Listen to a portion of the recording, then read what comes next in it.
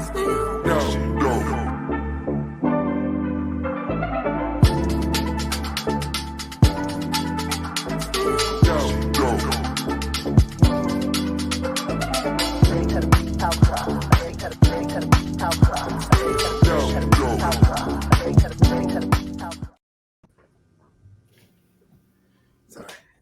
didn't hear any.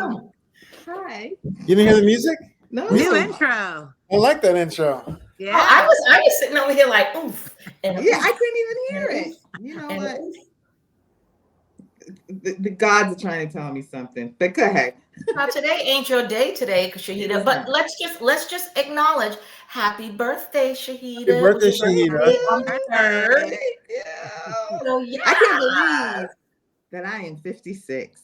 Girl, don't put our ages out there like that because we right behind you. Now you done spilled all our tea. Everybody knows Kristen announced kids. You right behind me. What? I'm just shocked. How'd I get to be I'm this not old? shocked. Listen, we made it this far, number one, and we still look good. Hey, no shade. We look damn good to be damn near almost 60. I got a hat on for a reason. 60 over here. 60 And over we here. got welcome our girl, our sister's back, Miss Vanessa Williams. I forgot you turned 60. Yes. I got to be there too, you know. But I'm stopping right now. 56 is it. I'm going to be 56 in some months for the next 20 years. Girl, please, now. Well, welcome, Vanessa. The hardest working woman in show business right now. Jesus fucking Christ. About to leave. Listen to me. She's I'm laying in bed. to leave for London. Huh? She's about to leave for London. Go ahead, Ness. Can you talk about it or not? Well, let me finish first. Listen to me. I am laying in bed. I'm exhausted. I'm laying in bed being a lazy piece of shit on a regular, looking at your IG stories and all your Instagram posts. And I'm just like, oh, she's there. Oh, she's doing that. Oh, it's late. Like, it's like midnight and she's out doing this. I'm like, I'm tired. I like roll over my bed, pull my duvet over myself, and I go to sleep. Girl, whatever it is that you're taking, I'm going to need you to bottle that and sell it because you're about to be a gazillionaire and I need some of that because I'm tired. I want to go to bed right now. And it's for... I hear you. So you're going to London. So tell us what's going on. I'm waiting for my deal to be completed. But once that is done, then I'll be going to London to do the workshop of Devil Wears Prada. So for the West End. So yeah. So are you going to be, was it Miranda? Mm-hmm. Oh my God. How long? Well, the workshop is for 3 weeks, and then we go out of town over in the UK, like late spring, summer, and then we start in London rehearsals in September. So we should be open probably October, and so we're definitely doing Gaga's 85th in London, Sunday, December 8th. Put it on your calendars. Get your tickets ready. Because that'll be my day off. So December 8th, Gaga's 85th in London. Book your tickets now. Yeah, of course. Well, I know Tanya is like a family member, but I can come too because I want to see the play. Yeah. But you know what? It's crazy because I was it'll be late, but I was just planning my Christmas, which I don't celebrate Christmas, but I was going to do Christmas in London this year. There you go. Oh, we are doing it up. And let me know if I need to get a ball gown because I'm going to get some tape-ins. Oh, I'm going to get a whole ass weave and a whole makeup job. I'm showing up and showing out. Shut up, Chris. Wait a second. So you can't steal any of her men, Tanya. So no. just relax. Well, Gaga's gonna have to. Well, Gaga and Vanessa can introduce me to people. I'm a single woman. I'm talking about Gaga's men. You can't steal them. No, I don't want. No. Well, maybe if Gaga's men has like some grandsons or some sons that are, that's money. I ain't fucking with no relationship unless you got some money at this point. Amen to that. Period. Mm-hmm. It ain't about the love anymore for me. It ain't about nothing. It's about what you bring to the table. I need some money because I'm already successful and I'm doing me. I'm tired. I'm fucking tired laying in bed watching Vanessa Williams IG stories. Priority. All right. So listen. All right. So December the 8th, I'm there. Shahida, we're there. We got to plan it so that we can fly out together and have some drinks on the plane and act up, get our hotel together. I gotta figure it out now because I already made plans for Christmas. Oh, I already said I was going to do a spa for Christmas, but I will be at Gaga's 85th birthday party, and I'll just do a spa out there in London and bring my happy ass back to Boston. What'd you say, Chris? Let's talk. Let's talk about what we're going to talk about.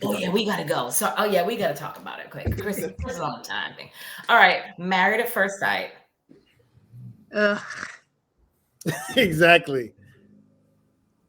I wanted to love it. I really did. And it went downhill pretty quickly.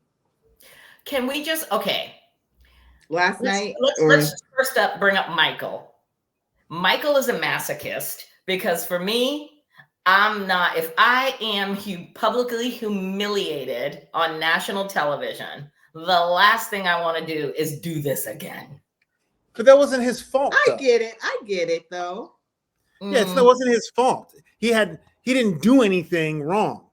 It was just right. So why not having a second chance? I don't know about the girl they matched up with him because she don't look like she would be his type. She's not, but hey, I mean, she can try it again. Or let me be the conspiracy theorist on this one. I'm thinking that Lifetime cut his ass a check and he's getting paid for this because this season is so bad. You've got Michael getting left at the altar. You've got Orion just being a bitch ass and his hurting his old feelings, and he doesn't want to be married to Lauren anymore, but yet he shows up and wants to play Dr. Phil. We'll talk about that. And then you've got Claire. The first time that 3 couples before the couch are gone. 3 couples. So they need it's like a desperation ploy for me at this point, where it's like, okay, Michael, we're going to give you this opportunity, but I'm thinking they might be breaking Michael off some ducats to they all get paid. I think they all get paid, but I'm going to say that Michael might be getting paid just a little bit more at this point because they're bringing him back. Because now, I mean, what is it going to do? It's going to go down from what was it? 3 couples to now 2. Yeah. So they gotta bring somebody back because ain't nobody gonna watch it and see Brennan and Emily and Becca in Austin. Ew. Brennan, the serial killer. Would you trust him alone at night in any room? No. Listen, my grandmother told me years ago when I was a kid, it's all in the eyes. If you look at somebody's eyes and it just looks like there's nothing there, they have 0 soul. And that's how I've based my relationships, my friendships and stuff from here on in. Mike, when they show Brennan, he's just sitting there like, and I'm like, bro, you gonna kill somebody if he hasn't killed somebody.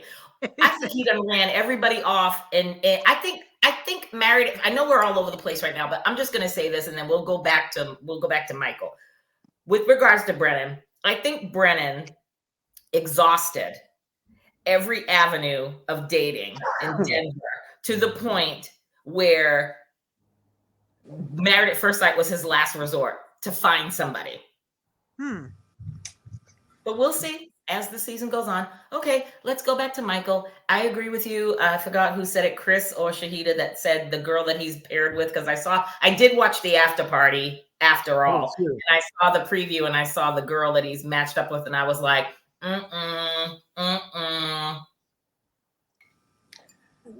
don't know. I feel like I don't think that. Isn't there the black woman who's the expert? She's always in the couch and she's in love with Michael. Dr. Pia? I forget her. Dr. Pia. Is it Pia or no? Yeah, it's Pia. Dr. Pia. Dr. Pia. She loves him, right? Well, she should just snatch him up because She's married. Dr. Pia, listen to me. Dr. Pia, when they were, did you peep Dr. Pia's facial expressions? I was fully relating to her because I wear my expressions on my face, and Dr. Pia, when the three of them, Cal, what's her name? Pepper, and Pia. Oh my God, Pia. Jesus Christ. When they were talking to Michael, and Pepper and Cal were kind of like apologetic to Michael, and here's Pia. Pia's like her face was saying what she really wanted to say. Like, bruh, like, if I were you, I'd take your ass on home, cut your loss, and let's move on. Move on, brother. Yeah. I mean, that's all we got about Michael. We'll have to see next week. He's an odd guy. I mean, there's a lot to deal with. The haircut, the razor cut, the glasses, I mean. Did you see the after party this? He cut his hair. He cut his hair. He looks so much different and better. He looks terrible. You think it looks better? With the new haircut? No, he looks terrible with the new haircut. It's awful. Oh, I didn't think it was bad. I liked it better than all the hair. Listen to me. I'm not into a guy. That doesn't like fancy me, like a guy that has like a little swoop or bouffant or whatever, but it worked for him. Yeah. That little short haircut that he showed up with, I was like, I didn't like it. What is that? I'd rather it be short. No, I didn't like it. I thought he looked, oh God, forgive me. I thought he looked like a cancer patient. Terrible. He looked very not even that short. He looked sickly. And maybe it's because he's also skinny. He's just skinny. No. But he was dressed differently on the after show too. It wasn't all flamboyant as he has before. Like, I think on the show he had like floral pants on. I was not feeling that. He doesn't carry clothes well.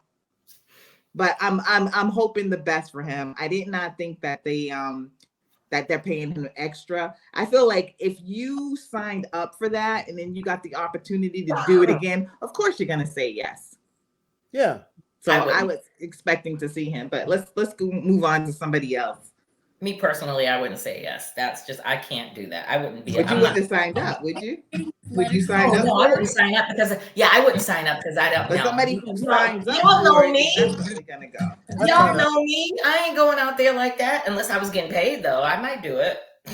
Okay, let's talk about Brennan and poor Emily, because I'm scared for her. I got the serial killer vibes too for a long time, and I feel like he grabs on her, touches her aggressively on camera, and nobody's acknowledging it. I don't even know where to go with this. I have notes. I forgot to pull up my notes.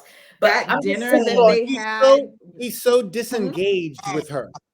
Extremely. He don't care. He's like, I normally run one day at a time. It's like, well, then just end the whole. He seems miserable, and she's miserable just because she's just like.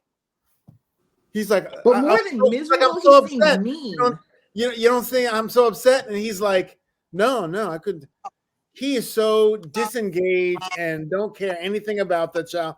So I'm trying to figure out, why is he still in it? He should have said, when they said on 3, who wants to get a divorce? 1, 2. He says that, me too, or something. He could have said it, but he doesn't want to participate in anything. He's not involved. A hug? Did you see the hug? He said, that's like how I hug my brother. I don't even agree with the touching exercise. Then why are you doing any exercise? You're not doing anything. So when he said he wanted to go to the bathroom with her when she wanted to go, that's to me danger alert. Stranger danger, blink once, blink twice if you're in danger, Emily girl, because we got you. Listen to me. She went from, I'm going back to the selection show when they picked these people. She was one of the most like on this season, she was so independent, all about her career, all about her job, making her money, living her life, doing her thing. And Never had a then relationship.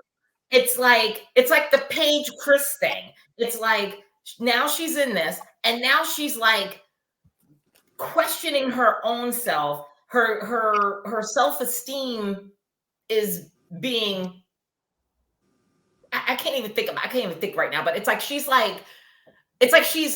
walking on eggshells, and that nobody, no woman, no man should ever have to walk on eggshells for the sake of a relationship. You should never feel like you're going to piss him off at any minute. She's at the point where whatever she says negative towards him with regards to their relationship, his whole face changes. If you watch him, he could be 1 minute, they were making the pizza. Remember? They were making the pizza. He's like, oh, this is nice. This is great. And all of a sudden she brought up something about, we have to do this. We have to do that. And his whole face was like, what, bitch? Well, he said, no, yours is better than mine. So that was the first thing. Like, oh, he's already in competition with her. He's a complete narcissist. He's controlling her from the get-go, and it's just getting worse. And she's got Stockholm syndrome right now because she doesn't know how to get out of it, and she's afraid of him. He's terrifying. Can we talk about the fact that he called her a red flag to her fucking face at the fucking dinner? Excuse me. That was her moment. If I was there, this is why I can't be on these kind of shows. Because she hasn't been in a relationship before. Let's go. She hasn't been in a relationship, so she doesn't know what's acceptable and what's not acceptable, I guess. And she likes him so much. That is a reason. But I think she likes him so much. Even if you've never been in a, But she likes him so much. She's like, I don't think she's liking him as much anymore. I think it's starting to dwindle for her. She's actually, I feel like the light bulbs are switching on for her, and her not being in a relationship before, I don't think that's an excuse, because whether or not you've been in a relationship with a man, you know how you want to be treated, and you know how you want to feel internally. And like Tanya said, she knows she's walking on eggshells with this person. She's not happy.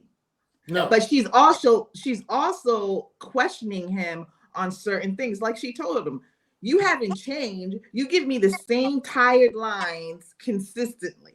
There hasn't been any change. So I don't feel that she's like, oh, I'm just going to accept any old thing. I think some of her independence is starting to show. I think by the next episode, we'll probably see a little bit of a different, reaction from her with him. But why is he staying? He obviously is not attracted to her. He obviously doesn't want to be in the relationship. Why is he staying? Camera time. He wants to be a star. Huh? Camera time. He wants to be a star. That's why it's competition. That's why when she does something, he tries to outdo her, or it's always a reaction or a remark to put her down. So he looks like he's, elevated. He's a mess. But it's backfiring. If that's what he was trying to do, it's backfiring badly. I seem to think that, again, let's go back to the beginning when we first started talking about this season of Married at First Sight. Remember he said that his worst, I forgot what it was. He said his worst, and this speaks volumes, his worst thing that he saw was like his parents. Like his parents are obviously toxic to each other. Like, but they stayed together. Because he's like, when I get married, I want to be married, and that's it. I want to be like my parents, because my parents have been married for like 40-something, 50 years. And yeah, they've had some issues, whatever, but they're together. And that's what I want. I don't ever want to get divorced. He's a product of who raised him. I think his parents are literally toxic to each other, because who says that? Like, the only toxic relationship that you can relate to, or you only know of, or you can bring up, is your parents. So it's leading me to believe that his daddy, he's just like his daddy, and he married Emily, and he's trying to mold her to be like his mama. But I don't understand what he doesn't like about her. I mean, is it just that he's not attracted to her? Because one thing, if he's not attracted to her, he could at least have some. You could at least be like, okay, let's just get through the experiment, this and the other. He seems like he has such disdain for her. Like he don't even like her. He's not attracted, obviously, but it sounds like he don't even like her. So why stay? Why is he? He's not even trying. It's an ego thing. If he leaves, if he pulls a Claire or if he pulls an Orion, that is a reflection on him. For him, it's about who he is and how people perceive him.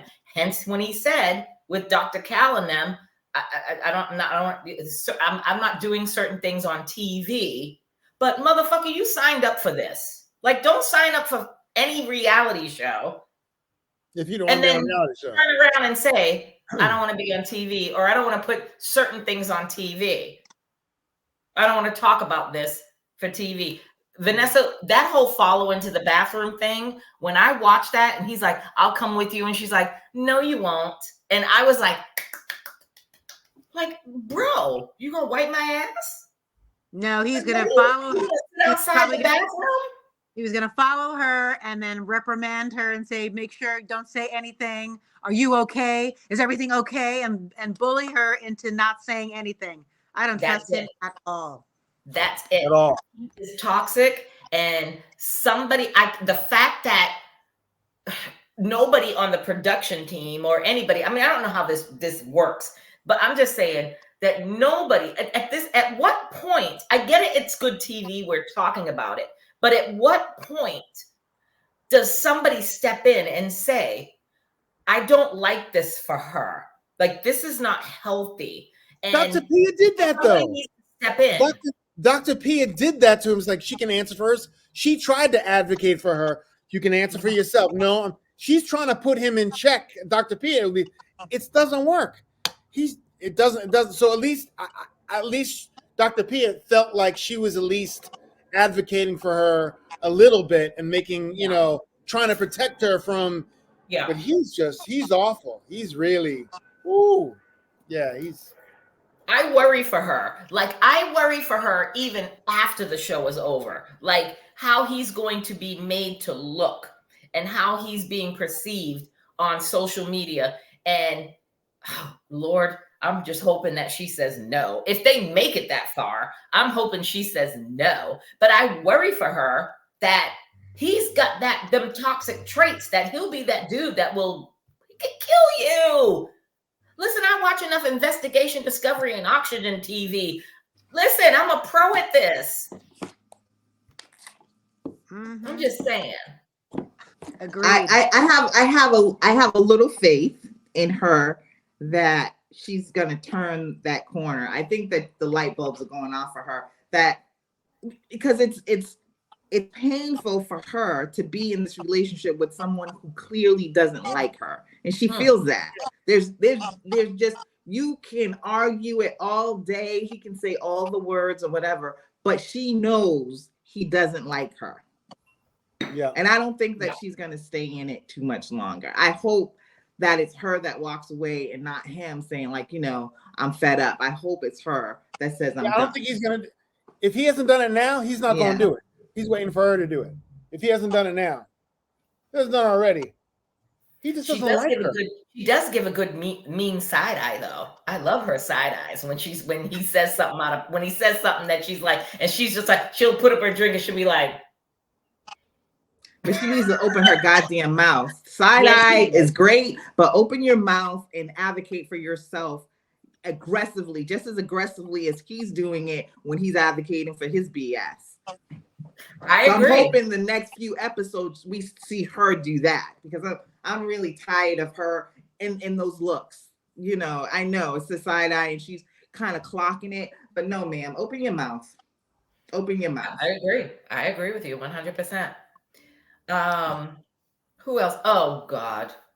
Claire and Cam. Let's light a candle for Claire and Cam. They're dead. First of all, why on earth would you have Orion give dating advice to anyone? As soon I was like, don't listen to him. Don't let that tell him. Don't listen to anything that has to do with the opposite.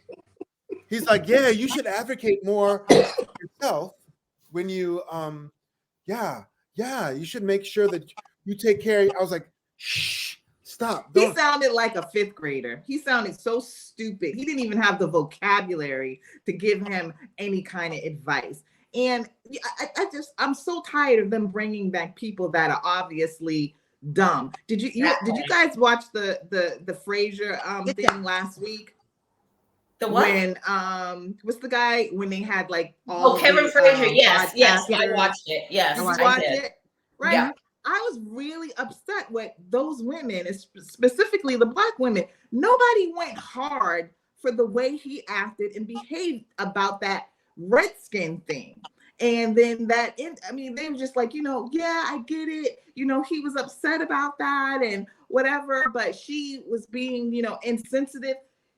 I get it for a moment, but the way he has treated her ever since, reeling her in, then dropping her, reeling her in, and all these mind manipulation games that he's playing, and no one has really called him to the carpet. And then to have him come this week and give somebody advice, that was horrific.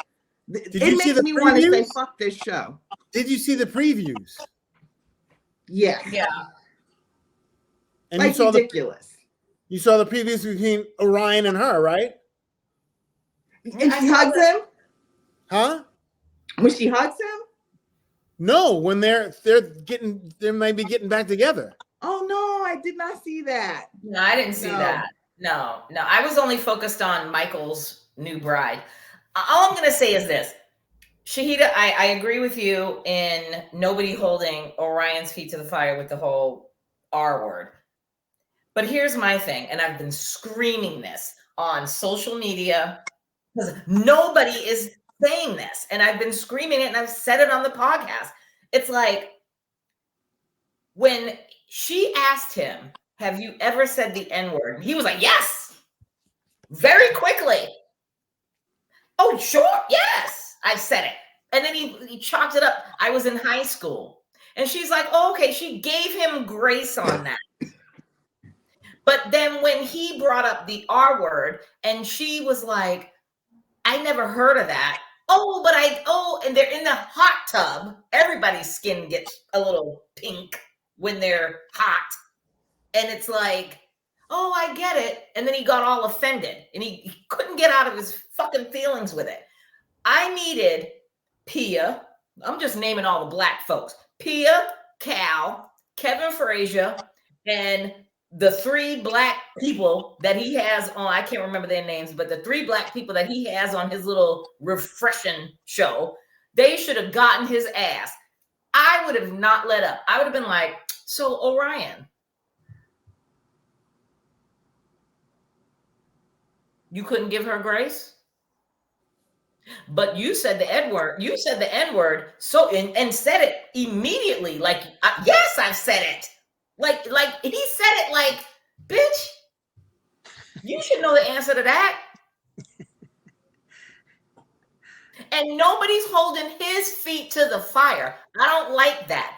And I'm going to go back to last week's episode because when they had that group dinner, we didn't podcast that last week because obviously it was the holidays, but it was the group dinner. And of course they show up and whatever the hell happened between them two, or he said some shit. And then she literally went into the fetal position and started crying. It was a Black woman producer that literally was like, this isn't what's going to happen. And I respect her and I want to know who she is because she literally came in when Lauren literally crouched down and started crying. I felt that with my whole ass chest. And I was like, bitch, you shouldn't be going through this shit. And that Black woman came and like hugged her and embraced her and got her off camera real quick. I want to know who that bitch is because I want her on this podcast because I want to give her fucking flowers.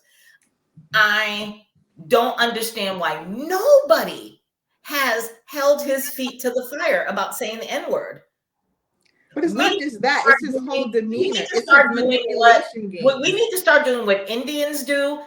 We need to start doing what Jewish people do. We can't let that shit go. Just because you said that shit when you was in high school I'm not letting that shit go, because obviously you're not going to let me live my life if I mistakenly said the R word or said some other derogatory racial term when I was in high school. But with him, it's more than just the words that she said. He is a manipulator, and it wouldn't matter what little thing. He likes to grab onto things and torture women with it. That's what he's doing, because he in every instance, even like the one where she had sex with somebody 3 months ago.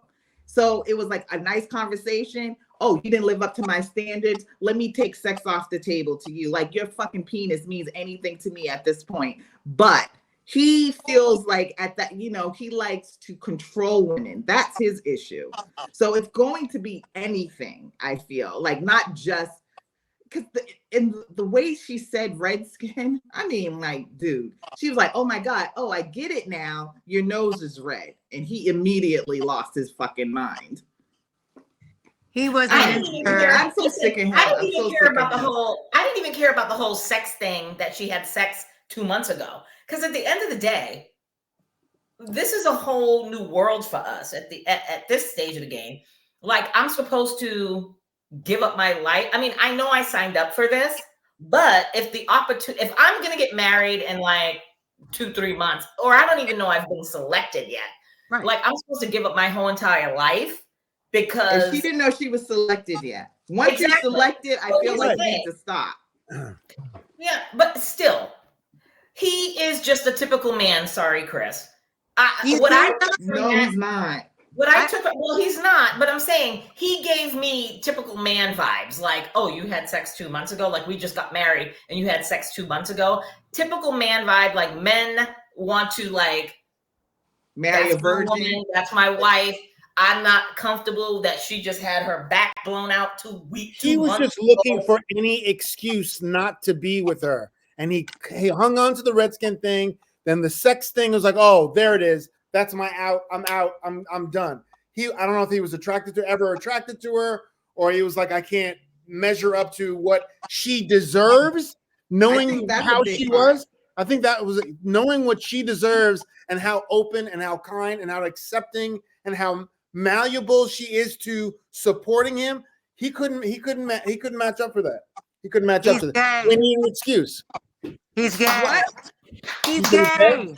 He's gay. Yeah, I said that at the beginning. He's bisexual.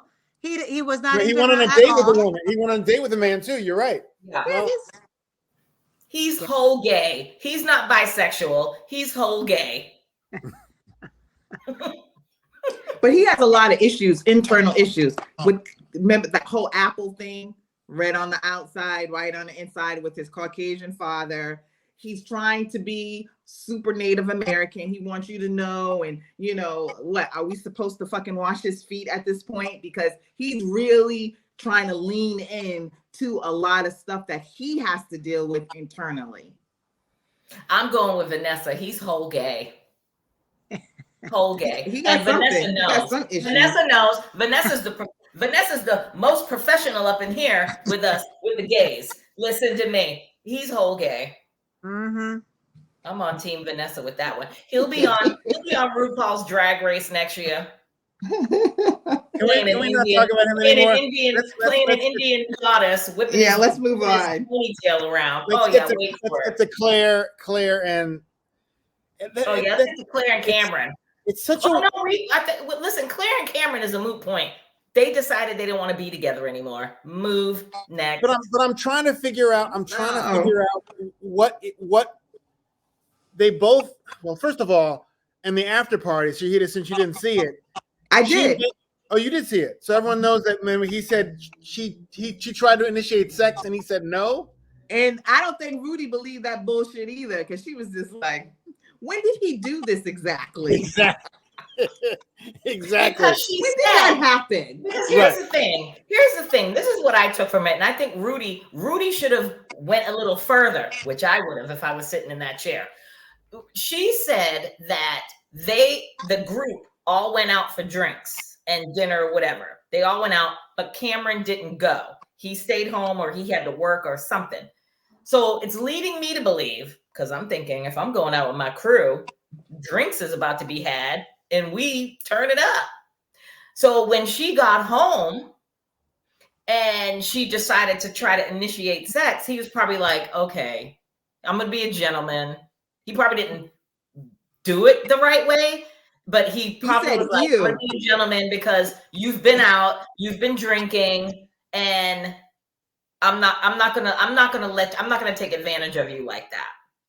She said, he said, "Ew." I don't think that's not being polite. I don't Right. believe it happened. I believe she's embellishing it. I believe she's lying about a lot of stuff. Like her whole thing, and it's easy to rely on, well, these things happen off camera. But we did see how you were acting on camera, and you never gave this man the time. He was into you. I saw that. Everybody saw that. So he was into you, but you kept feeding the narrative like you didn't know. You wasn't getting that same vibe or whatever. No, you didn't want that vibe because you weren't into him. She's not into him. She's not into him because he's not her type. Did y'all watch? Oh, I watched last week's after party when Cameron was on there, and he literally verbatim said, "I'm not her type. She's into athletic black guys." She said black guys? Black. No, not she. Cameron said it. So where the hell is Cameron getting that from? But from her. I'm into athletic black guys. She was never attracted to him. She was never attracted to him. He's not her type.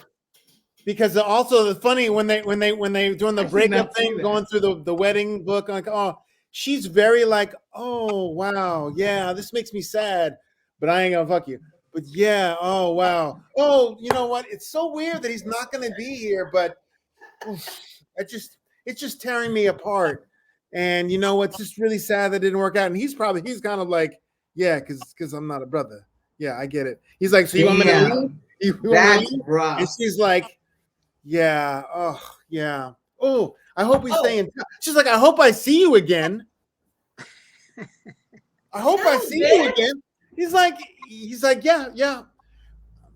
Anyway, and I ended up liking Cameron. I ended up liking him. Me too. More than I liked him at the beginning, because he seems like a genuine person. Yep. And I think he was attracted to her. I think he did like her. And I think he would have made it work. But they also had fundamental. Remember from the beginning when they started talking about fundamental things? They are not on the same page at all when it comes to kids, religion, this and the other. And she was looking for something to hook into, like, yeah, you know what? You know, it's not. Yeah. It's also that same dynamic that Clint had back in the day when he would use a word and she didn't understand. And she'd be like, oh, I didn't know what you're talking about. Oh, you're that fancy word. He did the same thing. And she's like, what are you talking? Can you just talk normal? Like, girls, both of them need to up their vocabulary game. For real though. Oh my God! I did not know that about the baby. black guy. The baby want his little meal. He's like, "Mama, come feed me." Okay, listen. He sounded more mature than friggin' Claire, who's a therapist, by the way, licensed. There's no way. She is going to lose so much business after this because no one, like you said, Chris, no one is going to want to go to her. Bitch, you couldn't fix. This would be me. Bitch, you couldn't fix your own marriage. Didn't even try. I'm supposed to pay you. I have nothing more to say after y'all told me about the black guy, because I'm sorry, as tall as he is, and you know, that's I all thought he he was got. a decent looking dude. But if you want a black guy, ain't no white guy gonna no. But that's all he's got. He had one trait of the black man that she loved, and that's the height. And listen, he's a tall ass man, tall drink of water. But other than that, his skin wasn't right. His build, his height was right, but not his skin and not his athleticism. Like, he's a biker. He's kind of thinly. No, she wasn't into him. But I think when she says a black guy, it's a whole thing. It's a whole vibe. He doesn't have that vibe. He's a nice guy, but he doesn't have a black guy vibe. No, but here's the thing. Be honest about it. When you go through this process, She should have said, I want a black man. I am particular to black men because I don't like, oh God, let me just. What if she just asked I am not into white men. I will not date a white man. Y'all know this. It is what it is. My preference is a black man, period, end of story. If I went on Married at First Sight or any type of relationship reality show and they ask me, what's your type? The first word out my mouth is black. But she probably said, I want a tall, athletic man, right? Open to whatever. And she got a 6'6" biker. She got a tall, athletic man, and they probably like, well, if she's open to any race, but she didn't say, no, but I'd like a tall, athletic black man. That's a whole different ballgame. Maybe she was like, maybe asked them about race. They asked them about race. She probably was like, I'll be open. Interracial couples and families. You gotta ask about that. So I'm pretty sure she was asked the question, and probably her being politically correct, she's probably like, open. No, I'm not open to anything. I'm open to a specific type. This is what I want. Maybe if they had maybe if she had a white basketball player, you know, if he played basketball or had some son, because Cameron had no kind of flavor at all. He's New Zealand. If he had some if tall, he had a little vibe. bit of flavor, a little bit of vibe, I think it would work. I think it would have worked. But Cameron has New Zealand biker Kiwi guy. You know, it wasn't, but he was tall and athletic. So, yeah. Yeah, that's really messed up. That they put him through the ringer for no reason. Then none. You know, it was that went on too long. I wish I had saw that episode because I really did not know that she was into black guys. But I would like to see what her siblings, what their relationships are, because maybe she chose him because she wanted to bring a white guy home. And then just realized, no, that's not what I want. Maybe she didn't really know. Maybe she really thought she was open to just anybody until they brought just anybody. And she was just like, no, it's not the vibe I'm looking for. So then that would be an honest mistake. But she seems like a liar. So I don't believe anything that she says. No. Vanessa? Agreed. Also, remember when they were doing the sports challenge and you could see her guns and she's like, you know, again, competitive, but she's definitely like a gym rat. So I'm sure she wanted a big, buff, athletic dude, you know. So he was not her type at all. And I do feel sorry for Cameron. I think he was a decent guy. That was messed up. Yeah. Like, that's like, if I went on a show like that and then come to find out you only wanted to date a white girl, I would be like pissed. Like, for real, you hook me up with this dude who only wanted a white girl, or somebody else. Preference is preference. If you're gonna marry someone at first sight, you should ask for exactly what you want. Exactly. Don't be like, oh, open, and then come to find out you want a short, a tall black guy. That's a short guy. Oh well. But I'm glad it ended, and I'm glad. I didn't like the way Cameron did it. I thought that at the table was very immature. Yeah, that was a conversation. Go ahead, have it. Not like, say what you want on the count of three. What are you in the 5th grade? That was juvenile. It was juvenile, but again, I'm gonna chalk it up to, it's just it's a situation. They were at dinner, and it was disrespectful. I didn't like it. I thought it was very juvenile, but I felt like a few things that he did made him seem very immature too, to me. But he at least was likable. She came off as very unlikable. Hers was not more because I think she was, again, she had a little, mean girl tendency to it. And it's like, you know how it is when somebody really is into you and you don't like them, and then you try and be nice, and then you just go into full bitch mode, because I know I do. She's very bossy too.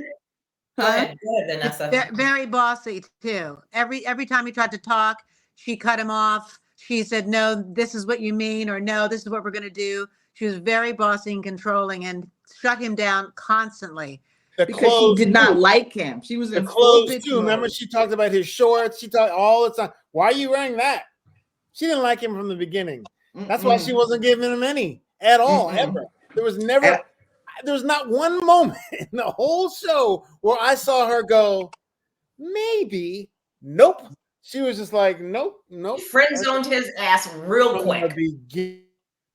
And if she came to him saying that she wanted sex, and him knowing that she was into black guys, he's like, I am not whipping out this penis.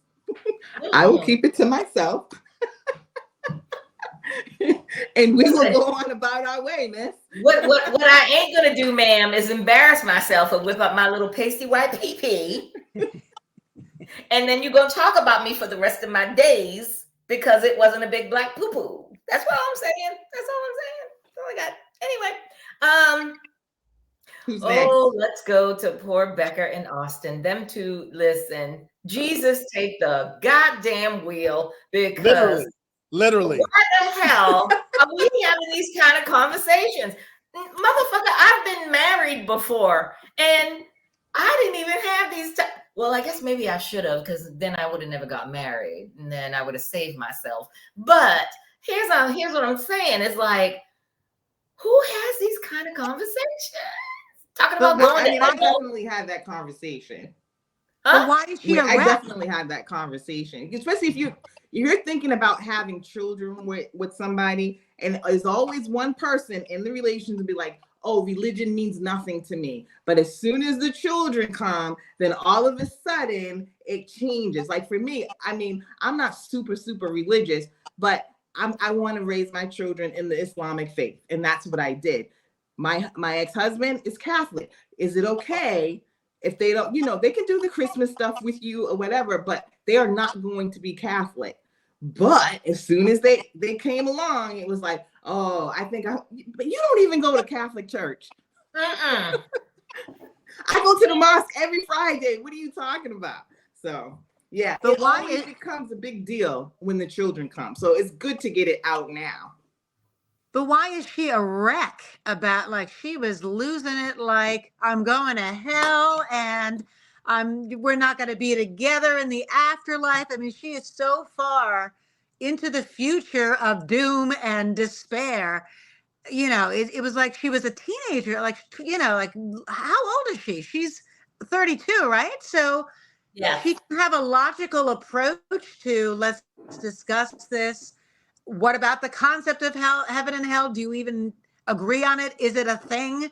But she was just so deeply in despair of something that is a concept. I felt she was really, really fragile, and I was surprised at how much judgment she put on herself. I know that, because he was talking about how he was raised. But that's all he said, how he was raised, not he condemns her because she's not, Christian and all that stuff. She put so much on her that it went deep, fast, and did not have to be that bad.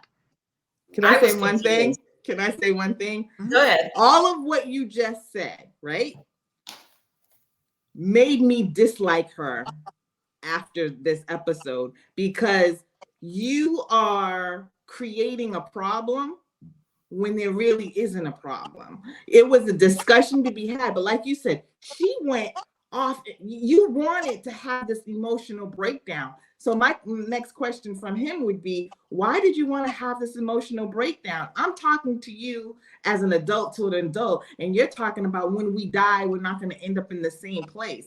That did not seem logical to me. And that whole episode with her, just crying, and the talk with Pastor Cal, I stopped liking her after that, because I feel like she's going to be a problem. And I've been feeling that for the last few episodes, that she's been creating things to get some type of emotional response out of him, and I don't think that's healthy. And I'm leery of her now. While Chris is thinking, I got one sentence to say, and then I'll be done, and then I'm done. Why are we talking about the afterlife? Like, I'm dead. Why are we crying about it? Like, I mean, I'm crying about it. Like, I don't care who I'm with, who I'm in love with, who I'm married to. You can tell me you're going to the fiery pits of hell or the fiery pits of purgatory when you die, whatever aura is in the religion that you practice. I'm fucking dead. Talk to me if I can come back to life and have a redo and live a even more fabulous life than what I'm living right now. Otherwise, I'm in an urn somewhere, burnt up, and living my best life. That's all. Chris, I'm gonna leave the final saying to you because I know you got to go. No, I think she wants it so badly, and it's. I'm curious on what's going on behind the cameras. Like when we don't see the cameras, is he the type of person that's on camera, really, supportive, nice, and then off camera, a little bit of shady, a little bit like, oh, you're going to hell? Because remember they brought up, why did it come up? Remember who was it? Rudy said, Rudy Huxtable said, how did it come up? And she was like, oh, he was designing a hat. He was designing a fucking hat. But to get triggered from you're going to hell, you're going to hell, to her to have such a reaction over, I don't know. There's something.